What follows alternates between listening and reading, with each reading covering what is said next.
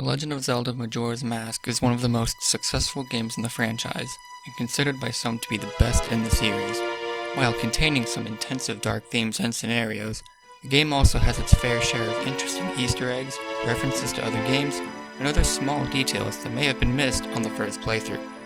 Today we will provide a brief summary of the game, go over some Easter eggs, theories, and other interesting facts. With that said, let's get started. My name is John, and welcome to Zeldom.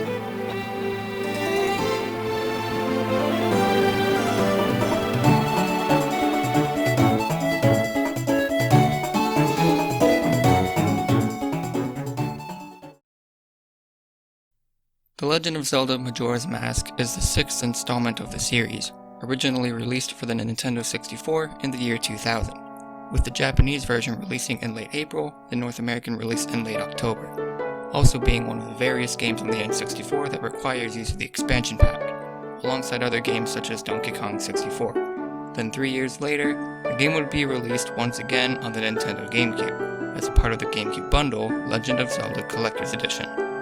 However, with Majora's Mask specifically, due to poor quality of emulation, this version had reportedly suffered from glitches that were not present in the original version, that in some cases could cause the game to freeze entirely. Another 6 years later, with the release of the Nintendo Wii, Majora's Mask was once again released on Virtual Console in early April, and a North America version in mid-May. And finally, with the release of the Nintendo 3DS, the game was remade once again, just like the 3D remake of Ocarina of Time, then released in mid-February of 2015. Now let's take a quick look into the main plot line of Majora's Mask, as well as a couple of different side quests and areas that can be explored. The game's story is set directly after the events of Ocarina of Time, and follows the timeline of Child Link after being sent back to relive his childhood following the defeat of Ganondorf. After some time, Link sets off with Epona in search to find Navi after her departure at the end of the previous game, this being confirmed later on in the Hyrule Historia. The game opens with Link traveling deep in the Lost Woods, where he is ambushed by Skull Kid and his two fairy friends, who snatch the Ocarina of Time from Link, mount Epona, and take off into the woods. Link pursues them, but gets transformed into a Deku Scrub. Following Skull Kid, Link partners with one of his fairies, Tatel, and finds themselves in Clock Town, the center of Termina, ideally being a parallel world to Hyrule. Here they learn of a moon which in just 3 days will crash directly into Clock Town, presumably destroying all of Termina. At the end of the 3 days, Link has a memory of Princess Zelda teaching him the Song of Time, this being Zelda's only appearance in the entire game. Link is also informed that to stop the moon and Skull Kid, he must awaken the four who are there. After playing the Song of Time, they are taken backward to the first day, back where they initially arrived in Clock Town. Link learns the Song of Healing, transforming him back to his human form. In the Deku form, he was being sealed into a mask, which he can now use at any time to switch between forms. From here, this is where the main quest truly begins. The adventure is started by making way to the southern swamp, where the waters have turned deadly with poison, and after arriving at the Deku Palace and going about working with the Dekus, Link learns the Sonata of Awakening, which opens the way into the first temple, Woodfall Temple. Following, in the Snowhead region, which is placed in a lengthy winter, clear the dungeon after retrieving a Goron mask, and awaken the second giant. With 2 left to go, and reuniting with Epona, Link travels to Great Bay, where he obtains a Zora mask, and now being able to swim underwater with much more ease, Link is able to traverse the Great Bay Temple and free the third giant. Finally, with 1 to go, when heading to the Ikana Canyon region, encounters many obstacles and battles, and is able to awaken the fourth and final giant. Then on the third night, confronts Skull Kid, fights Majora inside the moon, and is able to stop it from crashing and restores peace as the new day dawns. Now that we've gone over the primary plotline of Majora's Mask, let's have a look at some various Easter eggs discovered over time, as well as some interesting facts about development, side quests, and more.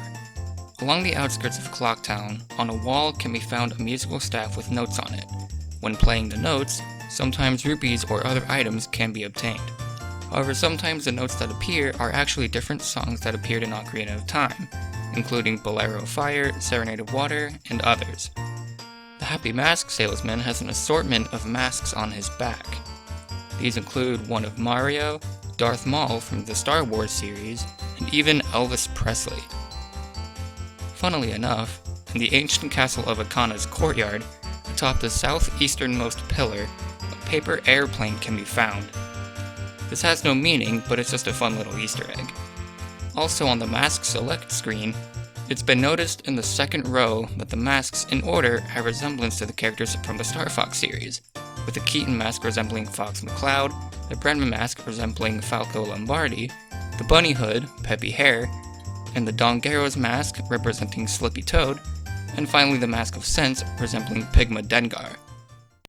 In Clock Tower, going under the water in Zora form, there are 4 pieces of algae that are shaped like Nintendo 64 controllers.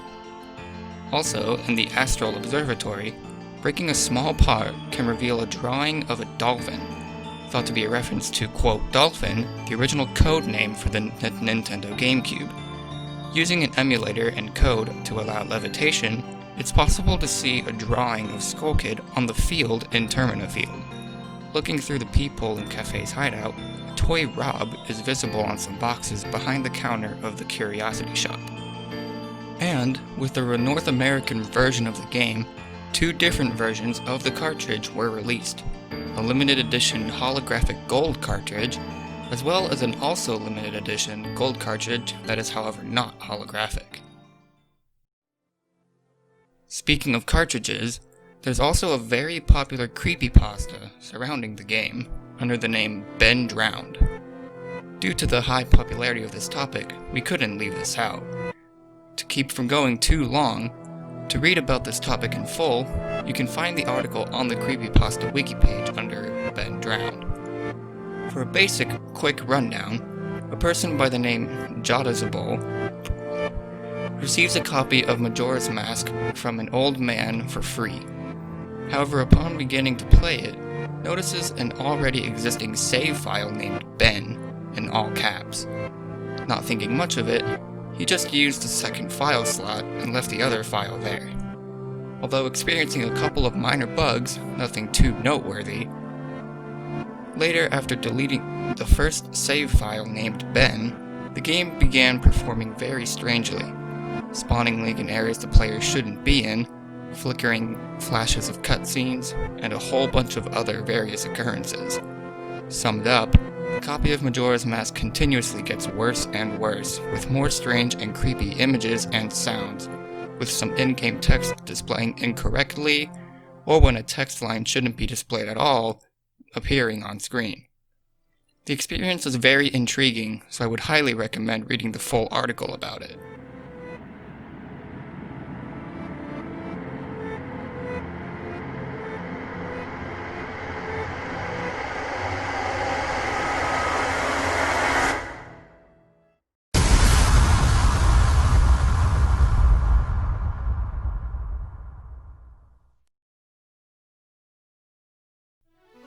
And there it is, a full rundown of the Legend of Zelda Majora's Masks, and just a few of the very many Easter eggs and interesting facts in the game.